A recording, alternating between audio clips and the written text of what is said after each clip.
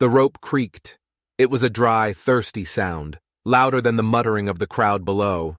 Abigail felt the rough hemp against her neck, a final, terrible necklace. Her bare feet shuffled on the raw wood of the gallows, toes curling against the splinters. A dusty wind whipped her thin dress against her legs, cold and uncaring.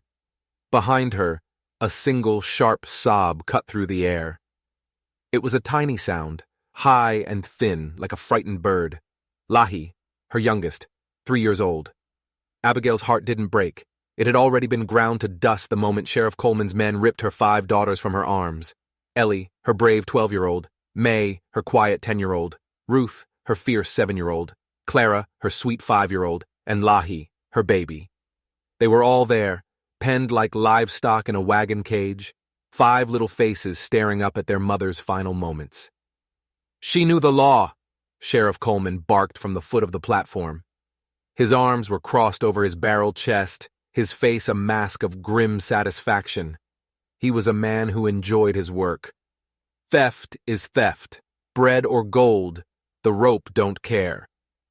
Someone in the crowd, a woman, whispered, "But her children—" Coleman's head snapped toward the sound. "Then let this be a lesson. This county don't bend for beggars or thieves. You want to feed your kids? You work. You don't steal." Abigail kept her chin high. Tears streamed down her cheeks, but she wasn't crying for herself. She was crying for the 5 pairs of eyes that would have to watch this. She whispered a single phrase, so quiet only the wind could hear it. "I'm not sorry." The executioner, a hulking man with a sweaty brow, put his hand on the lever. The wood groaned in anticipation. The crowd held its breath. This was it, the end of a life, all for a loaf of bread to feed 5 starving children. And then a voice cut through the tension. It wasn't a shout, it was calm, firm, and carried a weight that made every head turn. "I'll take her." The words hung in the dusty air. The executioner froze, his hand hovering over the lever. Sheriff Coleman's eyes narrowed into slits, scanning the crowd for the source of the interruption. A man was pushing his way forward. He wasn't shoving or fighting. People just seemed to move out of his way. He was tall, dressed in a faded flannel shirt, his hat pulled low, casting his face in shadow. He moved with a slow, deliberate purpose, his boots scuffing the dirt until he stood directly below the gallows. It was Silas Boone. Every man, woman, and child in that county knew the name. He owned the big cedar mill up on the ridge, lived alone in that massive timber house he'd built with his own 2 hands. A man who kept to himself, a ghost in his own life since his wife had passed 8 years prior. No children, no family, no friends to speak of. "She broke the law, Silas," the sheriff warned, his hand drifting down to rest on the butt of his pistol. "This ain't a cattle auction. You can't just buy her." Silas didn't even look at the sheriff. His eyes, hidden under the brim of his hat, were fixed on Abigail. "Then consider it a debt paid," Silas said, his voice still impossibly calm. "I'll settle what she owes the baker. I'll pay for the rope. I'll pay for your time, Sheriff." He finally turned his head, just enough for Coleman to see the cold fire in his eyes. "You want to teach a lesson? Let the lesson be that mercy can feed a hell of a lot more mouths than a hanging ever will." Whispers erupted through the crowd like a flash flood. Justice, mercy, fool, saint. The words tumbled over each other. "She's a thief," Coleman insisted, his authority slipping. "She's a mother," Silas countered, his voice dropping lower, more dangerous. "She has 5 little girls in that cage, Sheriff. You pull that lever and you're not just killing 1 woman, you're making 5 orphans. Is that the kind of legacy you want to leave in this town?" The sheriff looked cornered. He glanced at the town pastor, who stood wringing his hands, his Bible clutched to his chest like a shield. "We all agreed, Henley." The pastor's face was pale. "God forgives, Sheriff. Perhaps we ought to." "I don't forgive," Coleman spat. "You don't have to," Silas said, taking a step closer. "But you don't get to play God either." A heavy silence fell. The only sound was Lahi's soft whimpering from the wagon. Sheriff Coleman stared up at Abigail, his face a storm of fury and confusion. "You want this man speaking for you? You don't even know him." Abigail swallowed against the rough rope. Her voice was a raw, broken thing. "I don't know him," she croaked. "But he didn't just stand there and watch." That was it. The dam broke. The executioner looked at the sheriff looked at the crowd, and the crowd looked at Silas Boone, a man who had been a recluse for 8 years, now standing defiant against the law itself. With a growl of disgust, the sheriff nodded. "Cut her down." The rope was sliced. The pressure on Abigail's neck vanished, and she collapsed to her knees on the platform, gasping for air, her lungs burning. For a moment, she just knelt there, the world spinning. Then a hand appeared in front of her. It was large, calloused, and stained with dirt and wood sap. The hand of a man who worked hard and spoke little. She stared at it, not understanding. It was the hand of Silas Boone. Hesitantly, she placed her own trembling hand in his. His grip was firm, steady, and he pulled her to her feet, as if she weighed nothing at all. The cage was opened. The girls scrambled out, a torrent of terror and relief. Ellie, the oldest, reached Abigail first, her arms wrapping around her mother's waist, sobbing into her dress. May buried her face in Abigail's skirt. Ruth and Clara clung to her hips. Little Lahi just held onto her leg, her tiny body shaking. The townspeople began to melt away, muttering amongst themselves, leaving the strange new family alone in the square. Silas didn't say a word. He just waited until the girls' sobs quieted, then led them toward his wagon.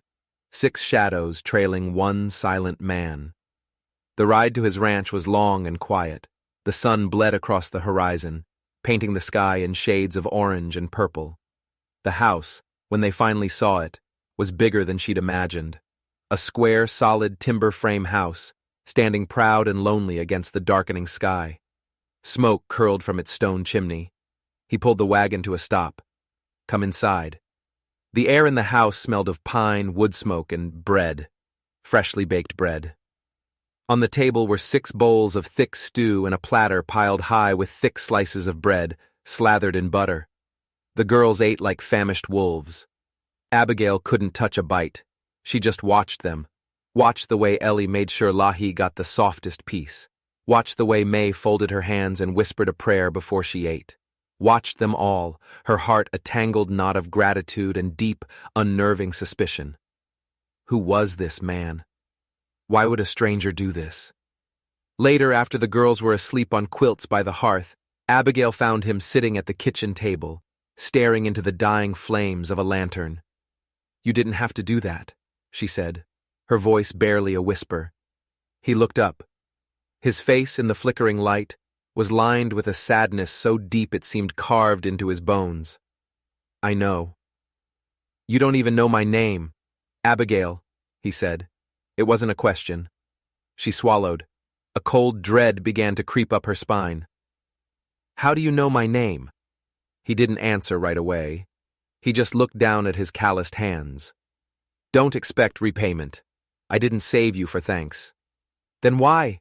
she pressed, her voice sharper now. "People in this town don't do things for nothing. What do you want?" He finally met her eyes. And what she saw there wasn't kindness. It wasn't mercy. It was something else entirely, something that looked like recognition. "I knew your husband," he said, his voice flat. "I knew Henry." The world tilted on its axis. Abigail took a step back, her hand flying to her throat. Henry, her late husband. He'd been dead for over a year. They had lived 2 counties away. They'd never known anyone from this place. "That's impossible," she breathed. Silas stood up slowly, his tall frame blocking the light from the lantern. He moved toward a dusty bookshelf in the corner, a shelf she hadn't noticed before. He reached behind a row of worn, leather-bound books and pulled something out. It was a small, framed photograph. He set it on the table. In the dim light, she could see the faded image. It was a picture of 2 young men, arms slung around each other's shoulders, grinning at the camera. One of them was a much younger Silas Boone. The other one was her husband, Henry. Abigail's blood ran cold. She stared at the photograph, then back at Silas, her mind racing, trying to piece together a puzzle she didn't even know existed. Henry had never mentioned a friend named Silas. He had never spoken of this place. "Who are you?" she whispered, the words catching in her throat. "I'm the man Henry made a promise to," Silas said, his voice low and heavy with secrets. "And I'm the man who's come to collect on a debt." Her mind reeled. A debt? What debt? Henry had left her with nothing but 5 children and a mountain of trouble. He'd lost their farm in a bad deal, a deal that had cost him his life in a supposed accident. "I don't understand," she said, backing away toward the fireplace poker. "Henry never told me about you. He never mentioned a debt." "He wouldn't have," Silas said, his eyes dark and unreadable. "It wasn't about money, Abigail. It was about something far more valuable." He took a step toward her. It was about a piece of land, a secret, one he died to protect. A secret. The word echoed in the silent room. Suddenly, fragments of memory returned to her. The hushed arguments Henry had with his business partner, a slick, cruel man named Pierce. The locked box Henry kept under their floorboards. The way he'd grown paranoid and fearful in his final weeks. Pierce, she breathed. His partner. He took everything after Henry died. He said the farm was his. "He lied," Silas said simply. "Pierce didn't just take your farm, Abigail. He took your husband's life, and he did it for what's buried under that land." Silas gestured vaguely to the west. "Henry knew. He knew Pierce was coming for him. So he sent me a letter, a map, and a key." He reached into his pocket and pulled out an old, ornate iron key. It was the key to the box that had vanished after Henry's death. The box she thought Pierce had stolen. "He sent it to you?" she asked, her voice trembling. "Why you?" "Because my wife," Silas said, his voice cracking for the first time, "was Henry's sister." The confession hit her like a physical blow. She staggered back, clutching the mantelpiece for support.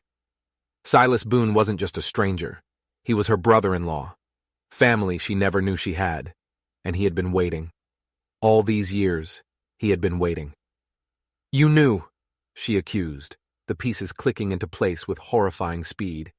"You knew Pierce killed him. You knew he was after me. You let me and my girls starve. You let me get put on that gallows." "I didn't know where you were," he shot back, his composure finally breaking. "After Henry died, you vanished. Pierce's men said you'd run off. I searched for a year. I thought you were dead. It wasn't until I heard the whispers about a woman with 5 daughters set to hang in Trinity Hollow that I had any hope at all." His story was a whirlwind, too much to absorb. Her husband's murder, a hidden treasure, a secret family member. It was all a lie. Her entire life for the past year had been built on a foundation of lies. Just then, the front door creaked open. Both of them froze. A figure stood silhouetted in the doorway, a rifle held loosely in one hand.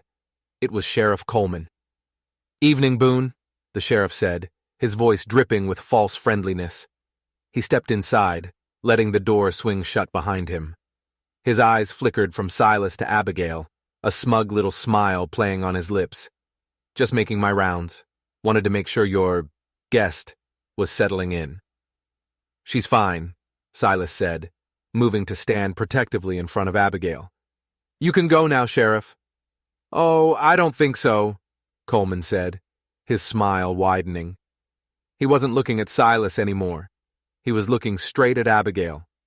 "See, a man in town made a very generous donation to the sheriff's department today. A man named Pierce. He was very interested to hear that a woman matching your description had been saved from the gallows." The sheriff took another step into the room, the lantern light glinting off his badge. "He wants you back, ma'am. And he's willing to pay a lot more than a loaf of bread to make it happen." The threat was no longer veiled. It was laid bare on the table between them. Sheriff Coleman wasn't a lawman, he was a hired gun. And he hadn't come for a chat. He'd come to collect. The air in the cabin grew thick and heavy. The only sound was the crackling of the fire and the soft breathing of the 5 sleeping girls in the next room. "You're on his payroll," Silas stated, his voice dangerously low. "Pierce is paying you to bring her in." Sheriff Coleman just shrugged, the rifle in his hand shifting ever so slightly. "A man's got to make a living, Boone, and Mr. Pierce is a very generous employer. He considers the woman and her children his property. He has papers, legal documents." "Forged documents," Abigail snapped, finding her voice. "He stole my land. He stole everything from me after my husband—" She trailed off, glancing at Silas. She couldn't say murdered. "Not yet," the sheriff chuckled, a low, nasty sound. "That's a big accusation to make against a respected businessman like Mr. Pierce. All I have is a legal order for your arrest. Vagrancy. Child endangerment. Seems to me a woman who gets herself sentenced to hang fits that description perfectly. He was twisting the law, using her desperation against her. He didn't need a real crime. He just needed the appearance of one." "She's under my protection," Silas said, his body tense as a coiled spring. "You're not taking her." "Is that so?" Coleman's eyes gleamed with malice. "You? The town hermit? The man who hasn't spoken to another soul in 8 years? Who's gonna back you up? The ghosts in this house?" He gestured around the room. "You're all alone out here, Boone. No one to hear you scream." He was right. They were isolated, miles from the nearest neighbor. It was just them, the corrupt sheriff, and 5 sleeping children. "You step 1 foot closer to her," Silas warned, "and you'll find out just how alone I am." The sheriff laughed out loud. "Brave words, but you're an old man with a dead wife, and she's a wanted woman. I have the law on my side." He raised the rifle, pointing it squarely at Silas's chest. "Now, are you going to step aside, or do I have to make another orphan in this room?" Abigail's heart pounded against her ribs. This couldn't be happening. She'd escaped the noose only to be trapped in a cabin with a murderer's henchman. She looked at Silas, saw the resolve hardening his face, and knew he would die before he let Coleman take her. She couldn't let that happen. Not after he'd saved her.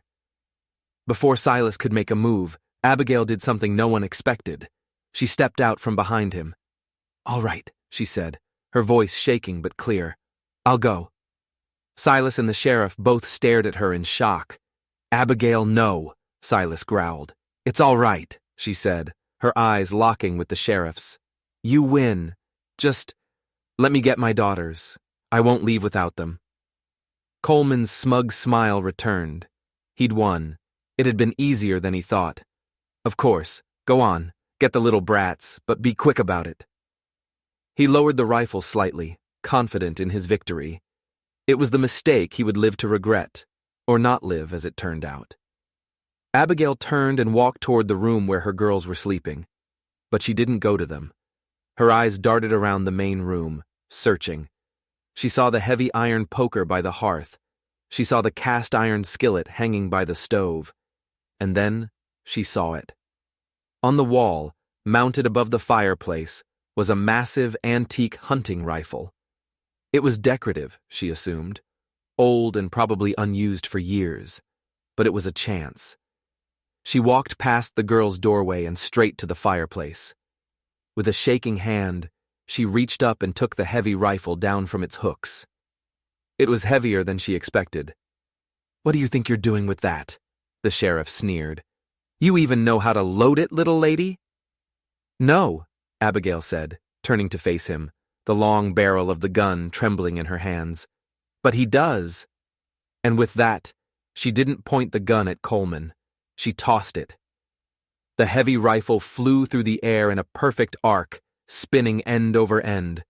Silas, reacting with the instinct of a man who'd lived his life in the wild, caught it out of the air with one hand.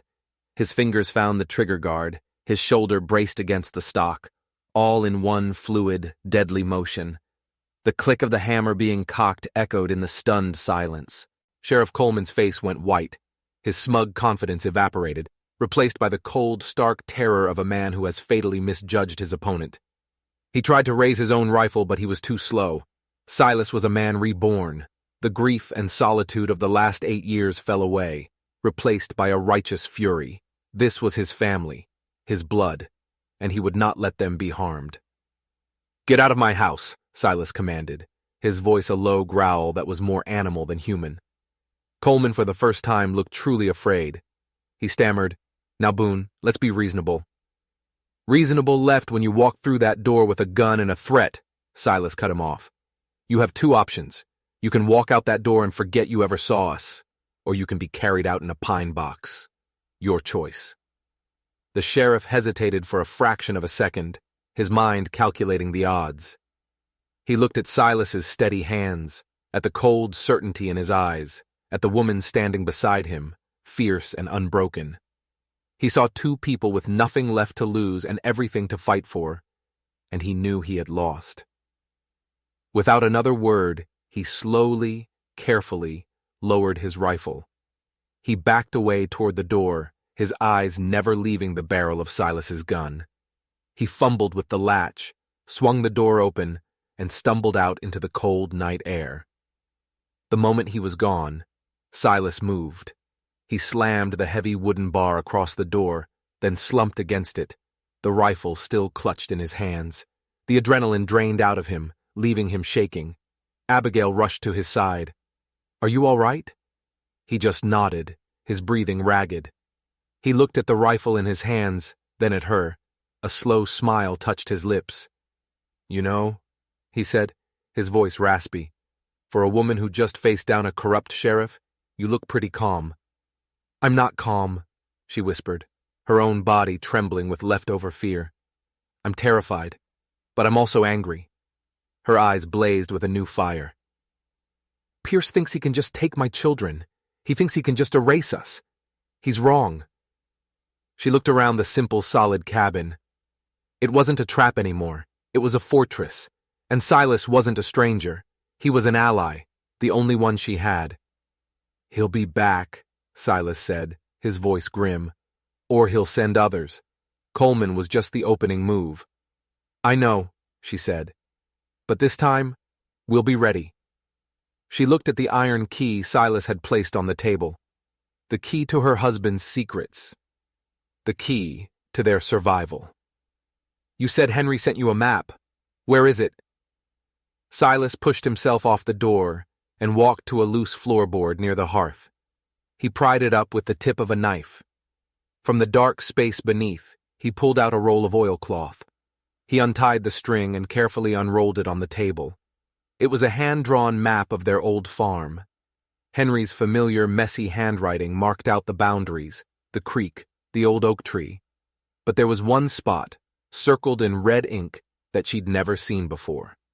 A small, hidden cave, tucked away behind a waterfall. Next to the circle were a series of numbers and letters. A code. "He said the box was hidden there," Silas explained. "But he sent the letter right before he died. I never had a chance to go look for it. I didn't even know if you were alive to share it with." Abigail stared at the map.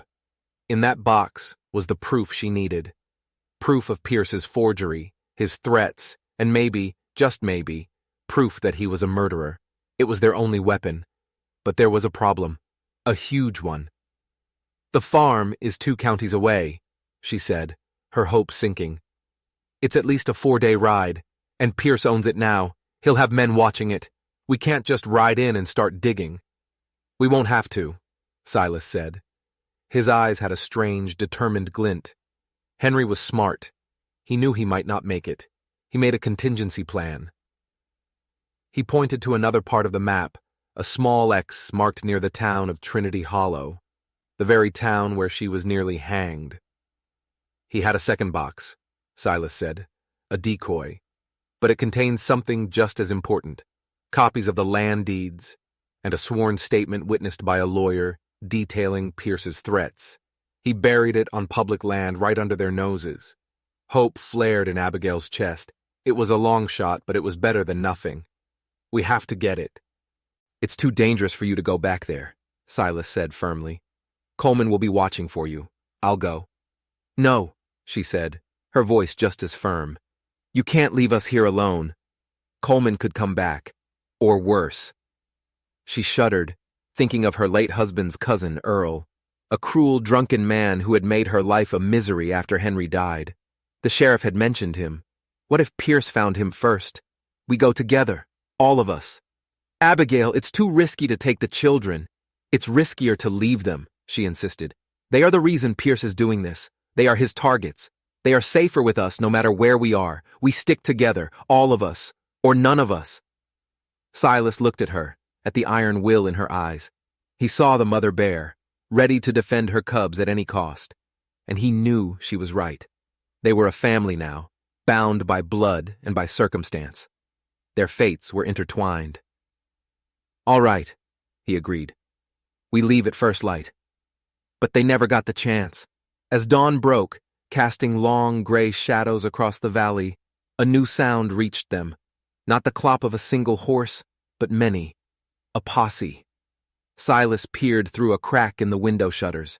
His face went grim. It's Coleman, he said, and he's brought half the town with him. They've got torches. Abigail's heart sank. They were trapped. They had waited too long. Outside, Coleman's voice boomed across the clearing. Silas Boone, you are harboring a fugitive. By the authority of the law of this county, I demand you surrender the woman Abigail and her children. You have 5 minutes to comply, or we're burning this cabin to the ground with you inside it. The terror in the cabin was a living thing. The girls, woken by the shouting, began to cry. Ellie, brave Ellie, tried to shush them, her own face pale with fear. He's bluffing, Silas said, though he didn't sound convinced. He wouldn't dare burn a house with children inside. Wouldn't he? Abigail whispered. He was ready to watch me hang. He works for a man who murdered my husband. I don't think he has any lines left to cross. They were out of time, out of options. The mob outside was getting restless, their voices rising in an angry chant. Burn them out! Burn the thieves! Silas looked at Abigail, his eyes filled with a terrible, bleak despair. I'm sorry, he said. I brought you here to keep you safe. I've failed. No, she said, her voice fierce. She grabbed his arm, her fingers digging into his sleeve. You haven't failed yet. We're not done fighting. Her eyes scanned the room, desperate for a way out. The front door was blocked. The windows were too small. But then she saw it. The fireplace. It was huge, made of massive river stones, big enough to roast a whole pig. And behind the iron grate, there was a dark opening. The chimney, she breathed. Is it wide enough? Silas followed her gaze. His eyes widened in understanding. It's not meant for climbing, but it might be possible. The flue is wide, but where does it go? It goes up, she said. And up is better than in. There was no time to argue. The smell of smoke was already beginning to seep through the walls. Someone had thrown a torch against the back of the cabin. The girls first, Silas commanded. He grabbed a rope from a peg on the wall and quickly tied it around Ellie's waist. Climb, sweetie. Use your hands and feet on the stones. Don't look down. Just go. Ellie, her face streaked with tears and soot, nodded bravely. She looked at her mother. I'm scared, Mama. I know, baby, Abigail said, kissing her forehead. But you are the bravest girl I know. You lead the way for your sisters. I'll be right behind you. One by one, they sent the girls up the dark, claustrophobic chimney. Ellie went first, then May, then Ruth and Clara. Silas pushed from below, and Abigail guided them from the side, their small bodies scraping against the rough, soot-covered stone. Finally, it was Lahi's turn. She was crying, terrified of the dark. Abigail hugged her tight. It's a secret tunnel, my love. A game. We're going to pop out on the roof and surprise everyone. She tied the rope around the baby and handed her up to Silas, who was already halfway up the flue. Then it was her turn. She took one last look at the cabin, at the life she had briefly tasted, now about to be consumed by flames. She put her foot on the stone and began to climb. The roar of the fire below was getting louder. The heat was intense. Just as she cleared the hearth, the front door burst open with a crash. Sheriff Coleman and his men poured into the room, their faces illuminated by the growing inferno. They looked around wildly, their expressions turning from rage to confusion. The cabin was empty. "Where did they go?" one of the men yelled over the fire. Coleman stared at the empty room, his face contorted in fury. Then his eyes fell on the fireplace, on the faint scrape marks on the soot-blackened stones. "The chimney!" he roared. "They're on the roof! Get them!" On the steep pitch of the cedar-shingled roof, Silas was helping the last of the girls, Lahi, out of the chimney opening. The cold morning air was a shock after the heat and smoke. Below them, the world was a sea of angry, torch-lit faces. Abigail scrambled out right behind them, coughing, her lungs aching. They were exposed, trapped. There was nowhere left to run. Men were already propping ladders against the side of the house. "We have to jump," Silas said, his eyes scanning the ground. "The back of the house. There's a snowdrift there from last week's storm. It's our only chance." It was a terrifying drop, at least 20 feet, but the alternative was capture, or worse, burning alive. "I'll take 2, Silas said, already scooping up a crying Clara and a terrified Ruth. "You take 2. Ellie, you have to jump on your own. Land on your back. Can you do that?" Ellie, her face a mask of grim determination, just nodded. They scrambled across the steep roofline, the shingles slick with morning dew. Below, the mob surged around to the back of the house, their shouts echoing in the cold air. "There they are! Don't let them get away!" There was no more time. Silas looked at Abigail, his eyes conveying everything he couldn't say. "Trust me." He jumped. He fell through the air, clutching the 2 small girls to his chest, and disappeared into the massive white drift with a soft poof of snow. "Mama!" Ellie screamed.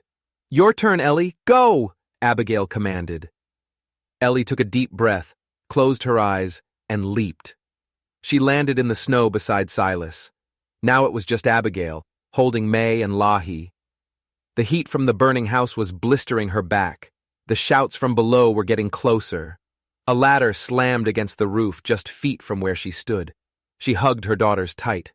"Close your eyes, my loves." And then she jumped. The fall felt like an eternity. The cold shock of the snow was like a slap in the face. For a moment, she was buried in white, the world silent and muffled. Then strong hands were pulling her out. Silas. He helped her to her feet, pulling May and Lahi from her arms. "The woods," he gasped, pointing toward the dark line of cedar trees at the edge of the clearing. "Run!" They ran. They plunged into the deep snow, their legs screaming with effort. The girls cried, stumbling and falling. Abigail and Silas half-dragged, half-carried them onward. Behind them, they could hear the sounds of pursuit. Men crashing through the underbrush, dogs barking, Coleman yelling orders. They were being hunted like animals. They ran until their lungs were on fire and their legs were numb. Finally, they collapsed in a heap behind a thicket of snow-covered pines, gasping for breath. The sounds of the posse were fainter now, but still too close. "We can't stop," Silas panted. "They'll track us in the snow." "Where can we go?" Abigail cried, pulling her shivering daughters close. They were soaked, freezing, and terrified. Lahi's lips were turning blue. Silas looked around desperately. They were in a part of the forest he knew well. He'd hunted here for years. His eyes lit on a familiar landmark, a strange, gnarled old oak tree, its branches twisted like an arthritic hand. "I know a place," he said, a flicker of hope in his voice. "A hunter's blind. It's not much, but it's hidden, and it's close." He led them through the dense woods, moving with a new urgency. After another 10 minutes of grueling travel, they came to a rocky outcrop, almost completely hidden by overgrown bushes and fallen logs. Silas pushed aside a heavy, snow-covered branch to reveal a dark opening. A small cave, no bigger than a closet.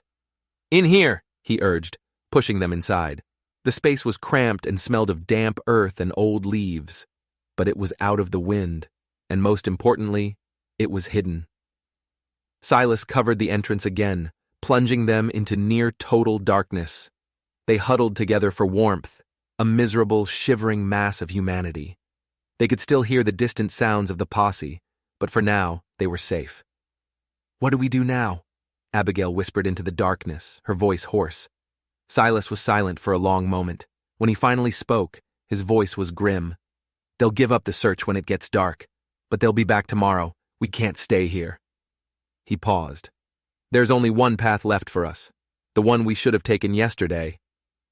"The map," she breathed. "The decoy box." "It's our only play," he confirmed. "We get that box, we get the proof, and we find a lawman who isn't in Pierce's pocket. It's a slim chance, but it's the only one we've got."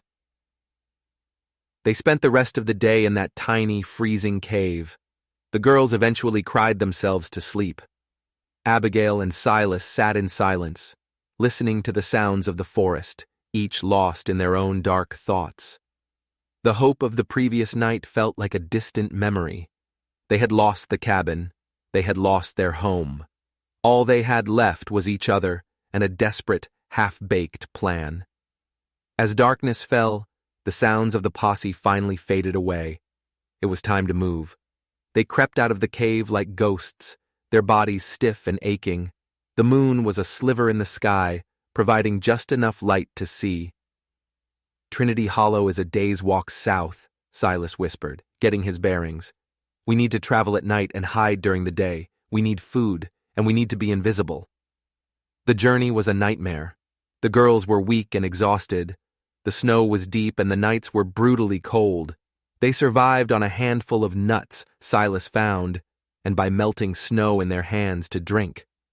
Abigail's heart ached with every pained whimper from her children, with every stumble and fall. She felt a crushing guilt. She had led them into this. On the second night, they were foraging for anything edible near a frozen stream when they heard it. A twig snapped in the darkness behind them. They froze, their blood turning to ice. Silas slowly pushed Abigail and the girls behind him, his hand reaching for the large hunting knife at his belt. A figure emerged from the shadows of the trees.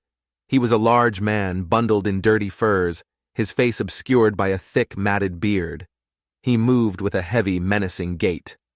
"Well, well, well," the man rasped, his voice a low, gravelly rumble. "Look what I found wandering in my woods. A little lost family." Abigail's breath caught in her throat. She knew that voice. A wave of nausea and pure, undiluted terror washed over her.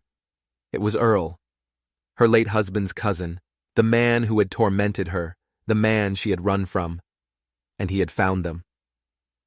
Earl's piggish little eyes gleamed in the moonlight. He took in the scene, the 5 terrified children, the exhausted woman, the lone man standing against him. A slow, cruel smile spread across his face. "Abby," he sneered, using the name he knew she hated. "Fancy meeting you here. I heard you got yourself in a bit of trouble back in town." He chuckled, a wet, gurgling sound. "Heard you got yourself a new man, too." His eyes raked over Silas, dismissing him. "Doesn't look like much." "Leave us alone, Earl," Abigail said, her voice trembling but defiant. She pushed the girls further behind her. "Oh, I can't do that," Earl said, taking a step closer. "See, I've been looking for you. A long time. You owe me." "I owe you nothing," she spat. "You owe me for the trouble," he snarled, his good humor vanishing. "For the disrespect. And as it happens, a rich fella back in town agrees with me, Mr. Pierce. He offered me a lot of money to find you. Said he wanted to adopt the girls." Earl licked his lips. "He paid me half up front. Said I'd get the other half when I delivered you." So this was Pierce's other plan. If the law couldn't get her, he'd use the scum of the earth. He'd sent a monster to hunt them. "You're not touching them," Silas said, his voice flat and cold as the iron knife in his hand. He stepped forward, placing himself between Earl and his family. Earl just laughed. "You and what army, old man? It's one of you and one of me, but I'm bigger and I'm meaner." He pulled a rusty hatchet from his belt.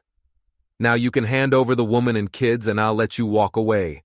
Or you can die here in the snow. Makes no difference to me." He lunged. He was fast for a big man. He swung the hatchet in a wide, vicious arc aimed at Silas's head. Silas ducked under the blow, the wind from the blade whispering past his ear. He came up inside Earl's guard and drove the hilt of his knife hard into the bigger man's gut. Earl grunted, the air rushing out of him, but he was built like a bull. He shook off the blow and brought his massive fist around, catching Silas on the side of the head. Silas staggered back, stars exploding behind his eyes. The girls screamed. Abigail knew she had to do something. She couldn't just stand there and watch another man she cared about die.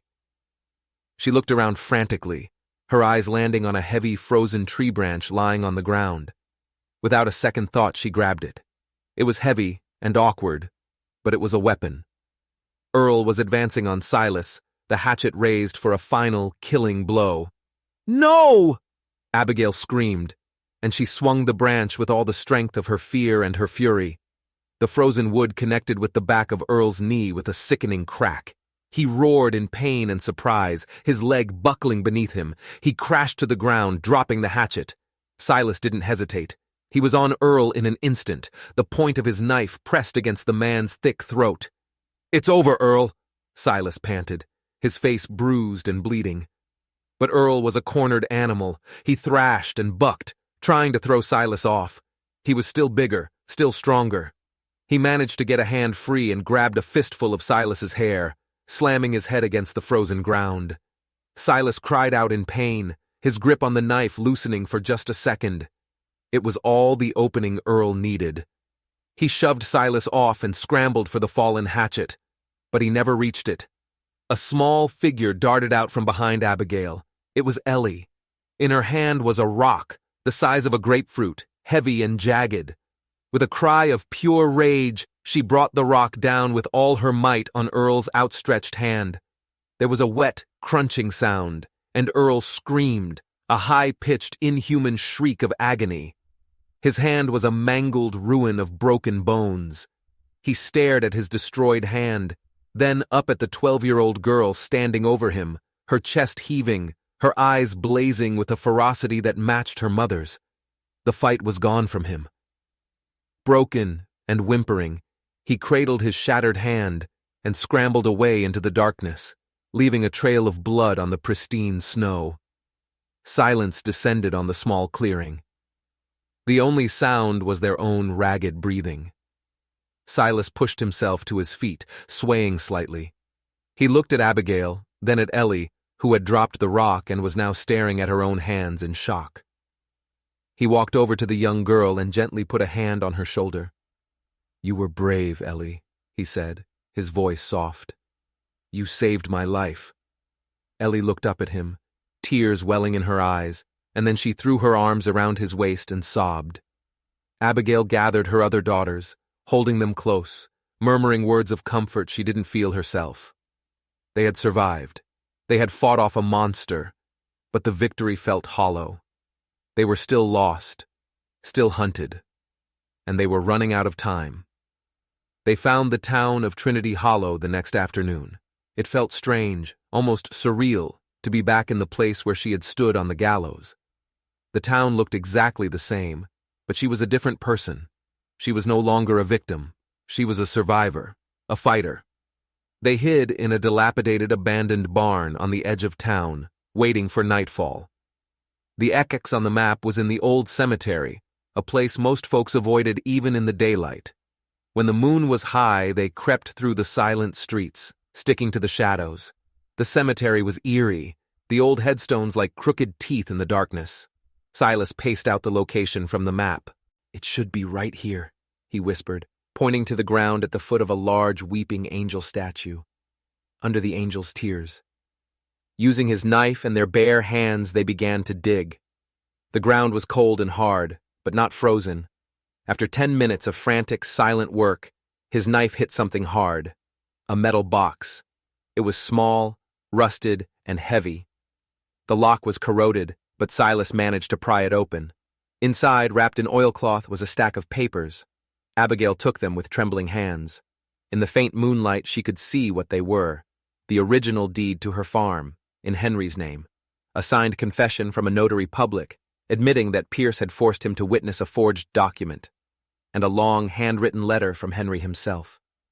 Her hands shook as she read her husband's last words. He wrote of his love for her and the girls. He wrote of his discovery, not gold or oil, but something even more valuable in this dry land. A massive underground aquifer, a source of pure water that could turn the entire valley green. Pierce wanted it all, and was willing to kill for it.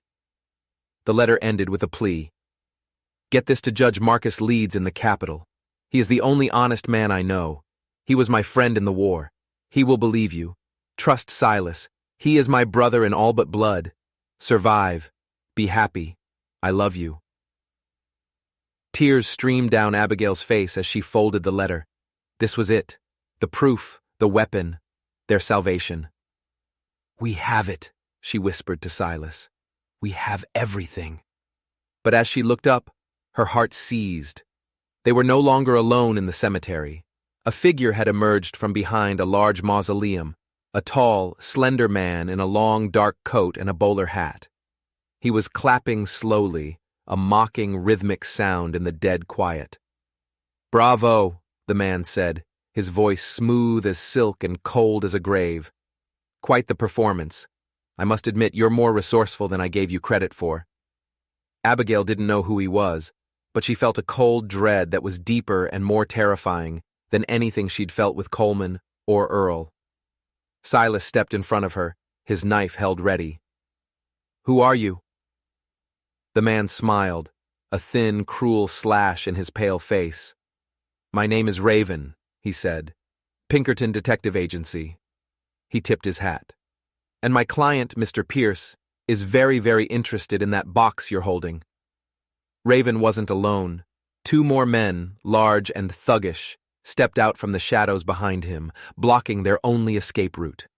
They were trapped. Again. This wasn't a corrupt sheriff or a drunken bully. This was a professional, cold, calculating, and deadly.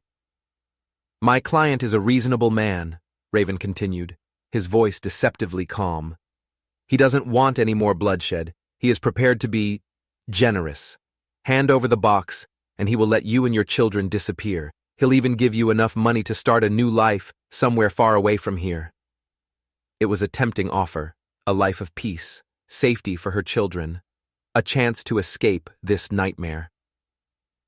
Abigail looked at her daughters, huddled together, their small faces etched with fear. She thought of a life without looking over her shoulder, without the constant threat of violence. But then she thought of Henry. She thought of his murder, of the life that had been stolen from them. She thought of the empire Pierce was building on lies and blood. If she ran, he would win. He would get away with everything. She looked at Silas and saw the same resolve in his eyes. They hadn't come this far, fought this hard, just to run away. No, Abigail said, her voice clear and strong. She clutched the box to her chest. We're not making a deal with a murderer. Raven's smile faded. A flicker of annoyance crossed his face. A pity, he said with a sigh. I truly detest unprofessionalism. He gave a slight, almost imperceptible nod to his men. The two thugs started to advance. Silas pushed Abigail and the girls back toward the angel statue. Get behind me! He was one man, armed with only a knife, against three. The odds were impossible. This was the end of the line. But then, another voice cut through the night, a voice of authority. That's far enough, Mr. Raven. Everyone froze. Standing at the entrance to the cemetery, flanked by two armed deputies, was Sheriff Coleman. But he looked different. His face was bruised, his arm was in a sling, and the smug arrogance was gone. In its place was a look of weary resignation. Raven turned, his composure unshaken. Sheriff, I'm surprised to see you. I was under the impression you were indisposed. I was, Coleman said, his voice rough. But I've had some time to think, about the law, about the kind of man I want to be. He looked past Raven, his eyes landing on Abigail and the children cowering by the statue. He saw the firelight from the burning cabin reflected in their terrified eyes. A man in my town, a man I trusted, sent me to burn children alive. That's a line. Even for me. He raised his good hand, pointing a pistol directly at the Pinkerton detective. You and your men are under arrest for conspiracy, intimidation, and attempted murder. Raven actually laughed, a short, sharp, humorless sound. You have no jurisdiction over me, you pathetic small-town constable. I work for powers you can't even imagine. Maybe, Coleman conceded. But this gun in my hand has jurisdiction over you right now. For a tense moment, no one moved. It was a standoff. The professional killer against the redeemed lawman. Then, all hell broke loose. Raven was faster than humanly possible. He dropped to one knee, pulling a small, concealable pistol from inside his coat. He fired once. One of Coleman's deputies went down with a cry. Silas shoved Abigail and the girls behind the solid stone base of the angel statue as bullets started to fly. Coleman and his remaining deputy returned fire. The quiet cemetery erupted into a war zone, the sounds of gunfire echoing off the tombstones. Abigail huddled over her children, trying to shield them with her own body. This was madness. A gunfight in a graveyard. It was like a scene from a penny dreadful novel. She heard a man cry out in pain. Then another. When she dared to peek over the edge of the statue, she saw one of Raven's thugs lying on the ground. But so was Coleman's last deputy. It was just Coleman and Raven now, circling each other through the maze of stone monuments. You can't win, Sheriff, Raven taunted, his voice echoing through the night. Give me the woman and I'll let you live. Never, Coleman roared back. He fired, the bullet chipping a piece off a marble cross near Raven's head. Abigail knew they couldn't stay here. They were caught in the crossfire. She looked around desperately and saw a break in the stone wall at the back of the cemetery. It was their only way out. Silas! She yelled over the gunfire. We have to go! Now! Silas grabbed Ellie and May. Abigail took Ruth and Clara. They scrambled toward the back wall, keeping low, praying they wouldn't be seen. Little Lahi, bless her heart, was so terrified she had gone completely silent, her face buried in her mother's shoulder.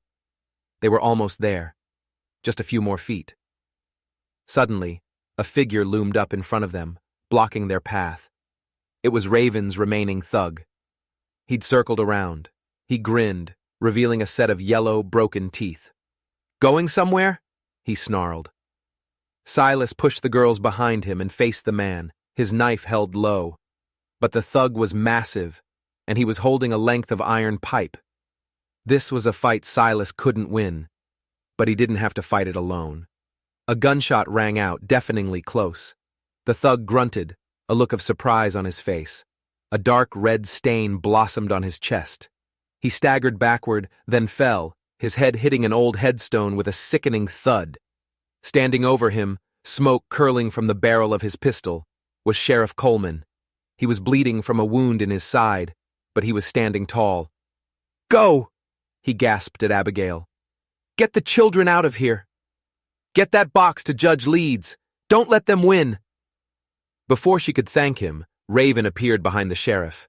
He moved like a phantom, silent and deadly. You should have taken the deal, Sheriff, Raven whispered. Coleman tried to turn, but he was too slow, too wounded. Raven's pistol fired once, a small, quiet pop. Sheriff Coleman crumpled to the ground without a sound. Raven turned his cold, empty eyes on Abigail. He smiled. Now, he said, raising his pistol.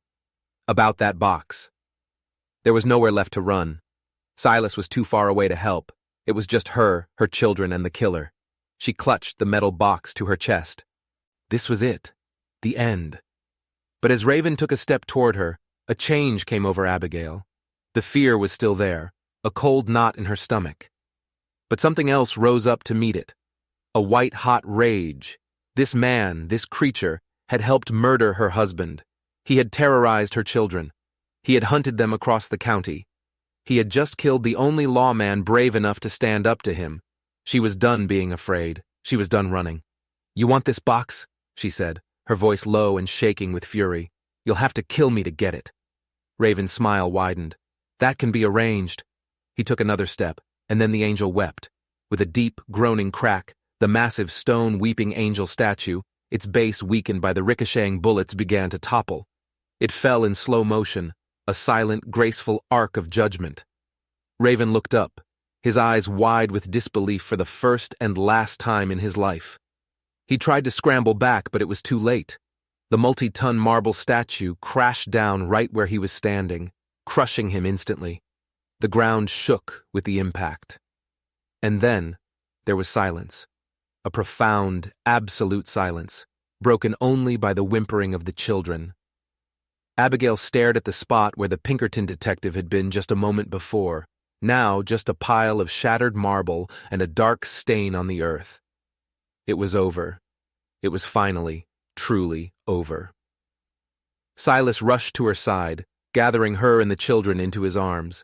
They clung to each other, a small, broken but ultimately triumphant family, huddled together in the ruins of a graveyard. They found Judge Marcus Leeds 2 days later in the state capitol. He was an old man with kind eyes and a will of iron, just as Henry had described. He listened to their incredible story in silence, his face growing grimmer with every word. He read Henry's letter, examined the forged documents, and stared at the handwritten confession from the notary. When they were done, he looked at Abigail, his eyes full of sympathy and respect. "Your husband was a good man, Mrs. Whiteham, a brave man, and you, madam, are a credit to his memory." He stood up and walked to his window, looking out over the city. "Mr. Pierce has powerful friends," he said. "But the law is more powerful, and I am the law." True to his word, Judge Leeds issued a warrant for the arrest of Alistair Pierce. The state marshals descended on Pierce's vast estate, and they found him trying to burn incriminating documents in his fireplace. He was arrested, along with the crooked notary and a half-dozen other co-conspirators. The evidence in Henry's box was undeniable. The trial was the talk of the state. Pierce's empire of lies came crashing down. He was found guilty of fraud, conspiracy, and the murder of Henry Whiteham. Justice, it turned out, was not for sale. Abigail and the girls got their farm back. The land, with its secret wellspring of life, was theirs once more. With the help of the community, which now saw her as a hero, and the tireless work of Silas Boone, they began to rebuild. The timber cabin on the ridge was repaired, the scorch marks on its walls a testament to the fire they had walked through. It was no longer a refuge, it was a home. One crisp autumn afternoon a year later, Abigail stood on the porch of the farmhouse, watching her daughters play in the yard. They were laughing, their cheeks rosy, their eyes bright. They were safe. They were happy. Silas came and stood beside her, his arm resting gently around her shoulders. He wasn't a ghost anymore. The sadness in his eyes had been replaced by a quiet, steady warmth. He was a husband again, and a father in every way that mattered. Lahi, who now called him Papa without hesitation, ran up and hugged his legs. "It's beautiful, isn't it?" he said, looking out over the fields. "Yes," Abigail said, her heart full. "It is." They had faced down sheriffs and killers, mobs and monsters. They had walked through fire and fought in graveyards. A mother, a hermit, and 5 little girls. They had been tested, and they had not been broken. They had found not just survival, but a family. Not just a home, but a future. All because a man had offered mercy when the world demanded blood, and a woman had refused to give up. Their story became a legend in that county. A story of how courage can be found in the most unlikely of places, and how the love of a family can be a fortress against all the darkness in the world. If you enjoyed this story of resilience and justice, don't forget to hit that subscribe button and ring the notification bell. You never know when the next tale of unthinkable odds and unbreakable spirit will be told.